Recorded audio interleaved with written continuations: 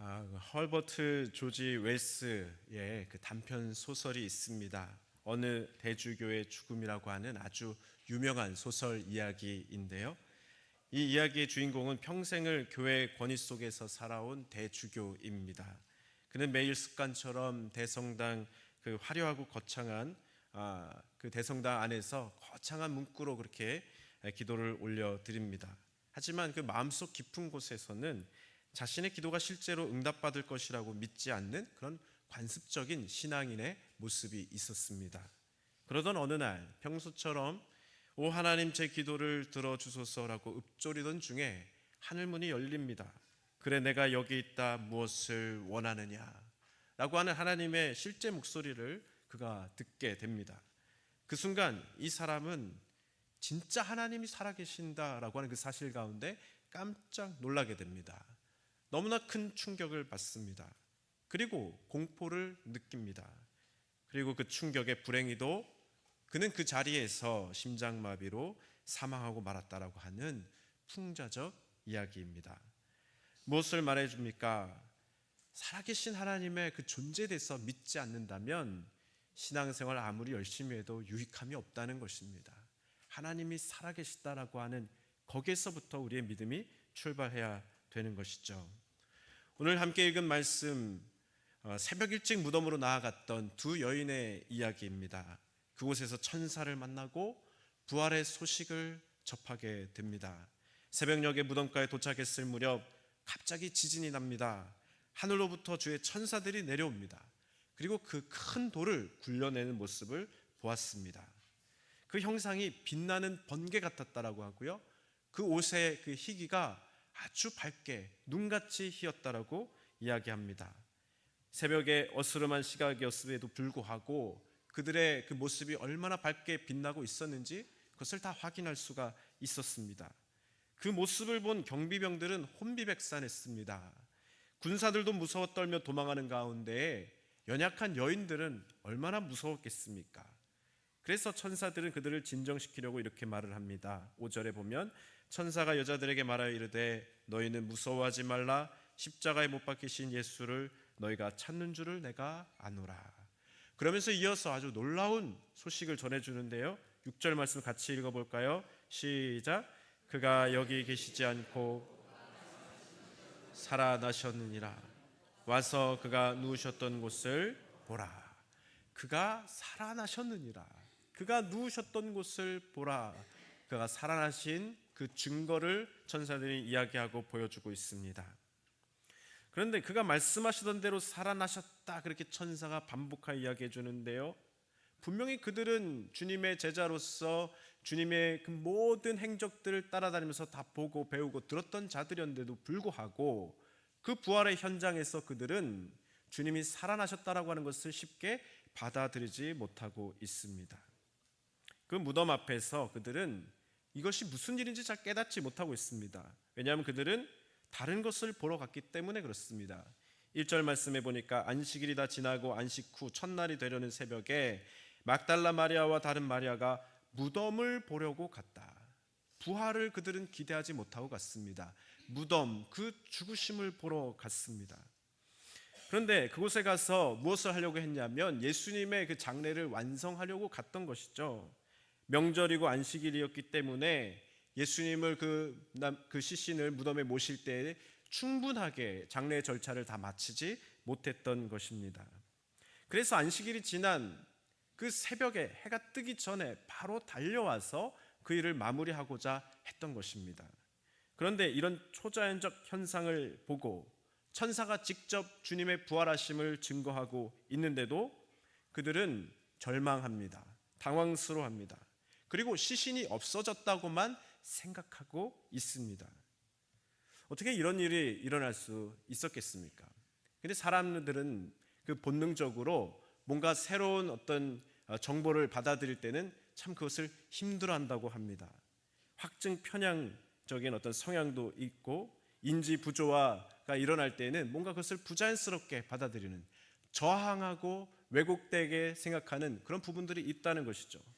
왜냐하면 사람의 이 인지 능력, 이 뇌 자체가 많은 에너지를 쓴다고 하지 않습니까? 그래서 가능하면은 좀 절약해서 쓰려고 하는 그런 본능들이 있는데, 갑자기 이런 새로운 정보들, 생각하지 못했던, 예상하지 못했던 장면들이 막 쏟아져 나올 때에 그들은 뭔가 안에서 내적 갈등이 일어났던 것 같습니다. 교회 안에서도 마찬가지지요. 우리 교회 안에서도 저희들이 뭔가 새로운 것을 꿈꾸고 또 새로운 것을 준비해 나가고자 할 때는 그것이 쉽게 받아들여지지 못하는 경우를 때로는 경험할 수가 있는 것이죠. 왜냐하면 더 많은 에너지가 필요하고 더 많은 어떤 그런 정성이 필요한 부분이 그런 사람들의 성향 가운데 있기 때문이다라고 하는 것입니다. 어쨌든 이 부활의 현장 가운데에서 이 여인들이 그 새로운 어떤 당황스러운 상황 가운데, 전혀 생각하지 못했던 상황 가운데에 부활의 소식을 듣고 부활의 현장을 경험한 후에 사명을 부여받습니다. 빨리 달려가서 그 소식을 다른 제자들에게 전달해 주라고 하는 임무가 주어지게 됩니다. 7절 말씀 우리 같이 한번 읽어볼까요? 시작. 또 빨리 가서 그의 제자들에게 이르되 그가 죽은 자 가운데서 살아나셨고 너희보다 먼저 갈릴리로 가시나니 거기서 너희가 배우리라 하라. 보라, 내가 너희에게 일렀느니라. 저희가 예배를 마치고 나면은 이제 부활절 달걀을 받으실 예정입니다. 그럼 여러분, 이걸 받으셔서 어떻게 하면 좋을까요? 1번, 맛있게 드신다. 2번, 부활절 계란으로 전도를 한다. 어떻게 하시겠습니까? 2번, 할렐루야. 하나님의 복된 말씀, 부활의 소식을 받은 자들은 이런 사명이 다 있는 것이죠. 예수님께서 이렇게 달려가는 그 여인들을 안쓰러워하셨던 것 같습니다. 부활에 대한 그 소식을 접하고 아직도 무서워 떨고 있는 그들을 다독여 주시고자 그들을 만나 주십니다. 9절에 보니까 예수께서 그들을 만나 이르시되 평안하냐 하시거늘 여자들이 나아가 그 발을 붙잡고 경배하였다 나옵니다. 이 9절 말씀을 헬라어로 보면은 카이이두라고 하는 말로 시작합니다. 이두라고 하는 말은 고대 그리스 문헌에서 자주 등장하는 감탄사인데요, 보라, 자, 이런 뜻입니다. 그래서 이 마태복음 저자의 마음이 여기도 잠깐 드러나고 있는 것을 보게 되는 것이죠. 이 주님을 만난 그 순간, 드디어 부활하신 그 주님을 만난 그 순간에 이 저자도 보라, 자, 예수께서 만나셨다, 예수께서 부활하셨다, 그 감동을 다시 한번 더 느끼면서 독자들에게 나누어주고 있습니다. 그 원어적 뉘앙스를 우리가 생각해 보면, 자, 보라, 예수께서 그들을 만나 이르시되 평안하냐, 기뻐하라, 그렇게 말씀하셨다는 겁니다. 이 평안하냐는 말을 원어로 보면은 기뻐하라는 말의 의미가 또 담겨져 있는 것이죠. 무서워하던 그들, 혼란스러워하던 그들이 예수님을 만나고 주님의 음성을 들었을 때에 그들은 잃어버렸던 기쁨을 회복하게 되었습니다. 사랑하는 성도 여러분, 우리가 부활절 예배를 통해서 회복해야 될 은혜들이 무엇입니까? 예수님께서 우리를 만나 주시면서 우리 가운데 잃어버렸던 그 기쁨을 회복시켜 주시는 그 은혜를 우리도 받아 누릴 수 있기를 간절히 바랍니다. 억지로 두려운 마음에 사로잡혀서 어쩔 수 없어서, 피할 수 없어서 그렇게 신앙생활하는 것, 그것도 안 하는 것보단 나을 수 있습니다.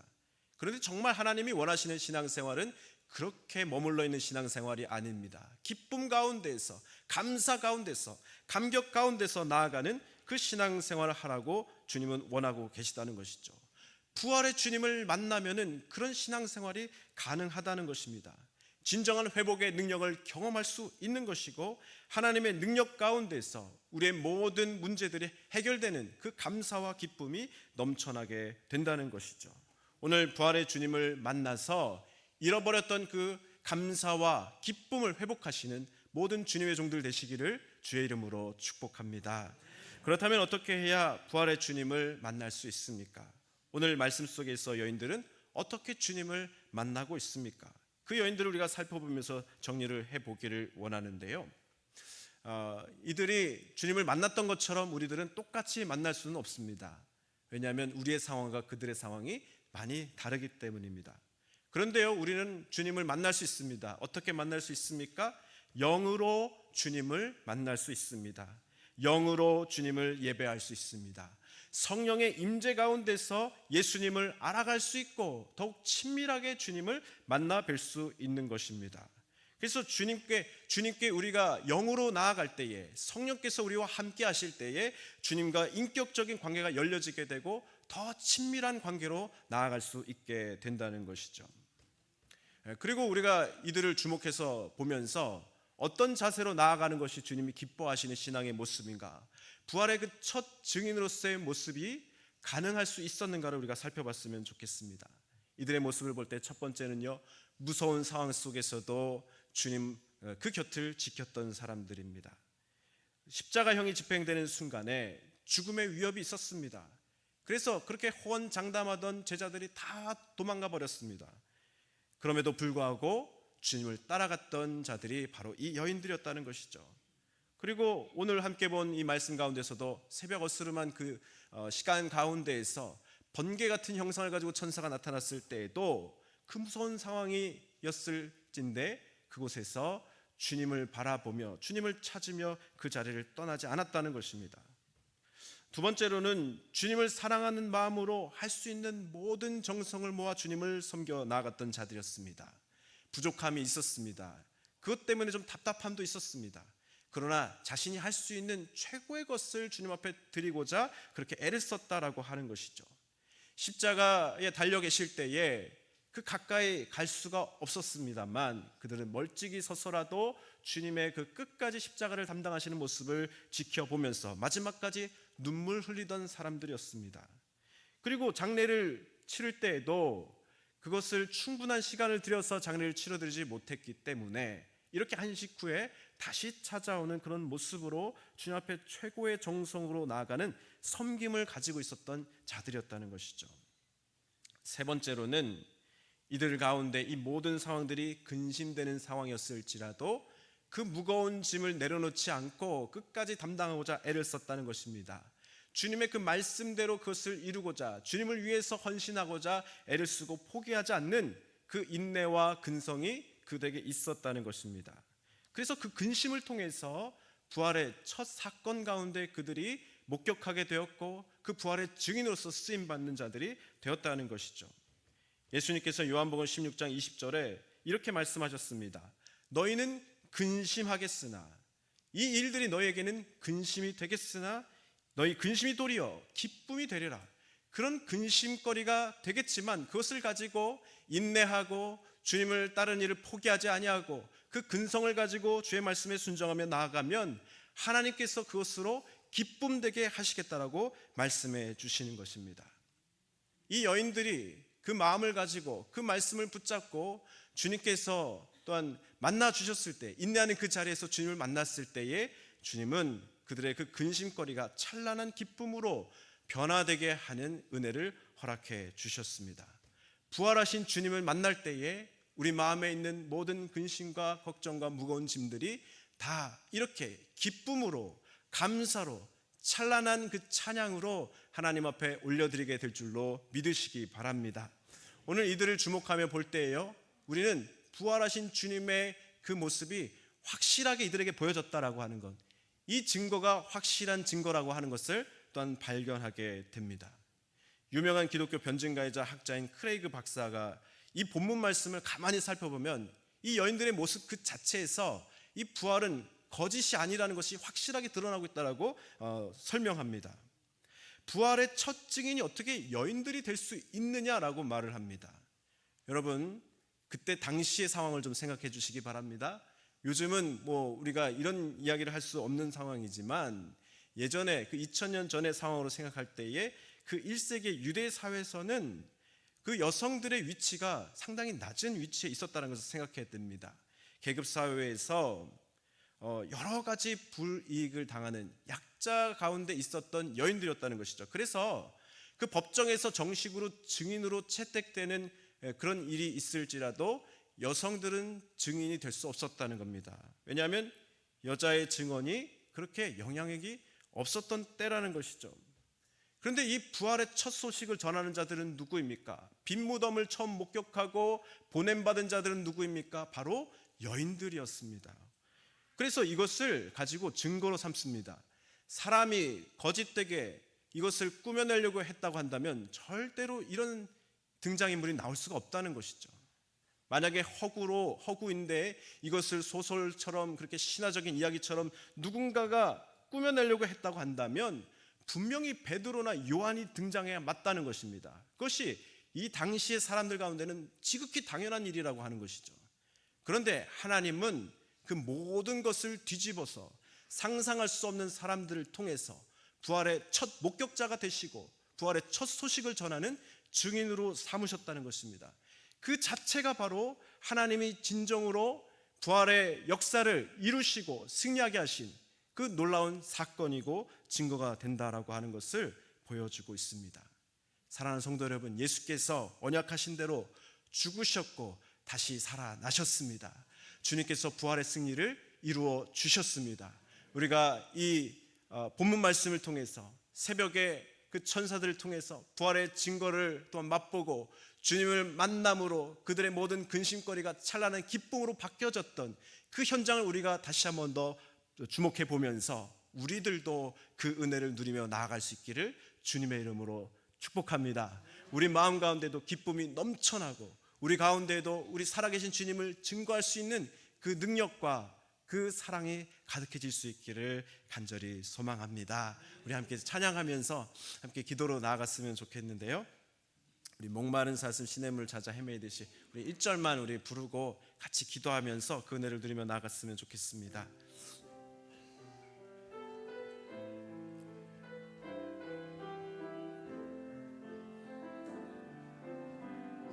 목마른 사슴 시냇물을 목마른 사슴 시냇물을 찾아 헤매이듯이